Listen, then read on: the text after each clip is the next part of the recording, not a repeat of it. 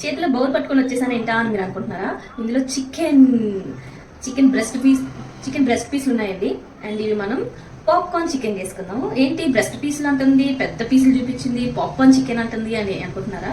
ఇవే మనం చిన్న చిన్న ముక్కల కింద కట్ చేసి పాప్కార్న్ చికెన్ చేసేసుకుందాం. అండ్ ఇందులో ఏమేసానో ముందే వేసేసానండి, నేను వీడియో షూట్ చేయడం మర్చిపోయాను.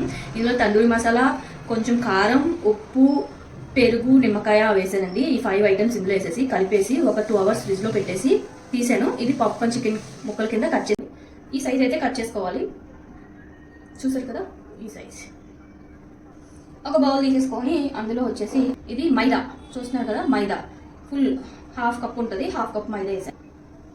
2 spoons కార్న్ఫ్లోర్ వేసుకోవాలి. ఇందులోనే కొంచెం కారం, ఆల్రెడీ మనం చికెన్లో వేసాం కదా కారం, ఇందులో కొంచెం వేసుకుంటే సరిపోద్ది. అండ్ పెప్పర్ పౌడర్, మీ టేస్ట్కి సరిపడినంత సాల్ట్ వేసుకోండి. సో మిక్స్ చేసుకోవాలి.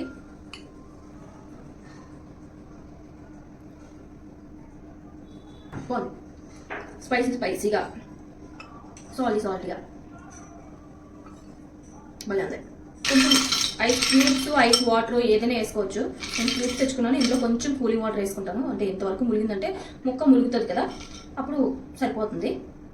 తీసుకొని డీప్ ఫ్రైకి సరిపడినంత ఆయిల్ వేసుకుందాం. ఇప్పుడు మనం కలుగుతూ ఉంటుంది. ఈలోపు మనం ముక్కలకి ఏమంటారు కార్న్ఫ్లవర్ కోటింగ్ ఉంది కదా, కోటింగ్ ఉంది కదా, పీస్లు ఫస్ట్ మనం కోటింగ్లో వేసుకుంటాం.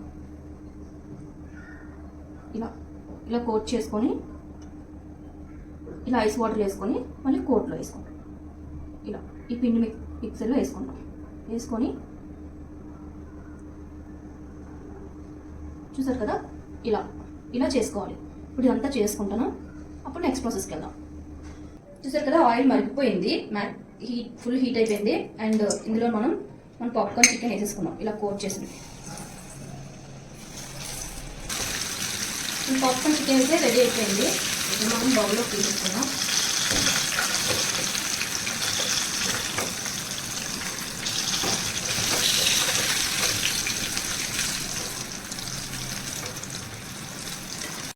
ఫైనల్గా పాప్కార్న్ చికెన్ అయితే రెడీ అయిపోయింది. ఇందులో చూస్తున్నారు కదా, peri peri masala చల్లుతున్నాను.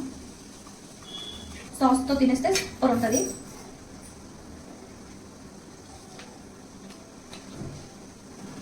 Hola. Tengo una aquí. Sopa.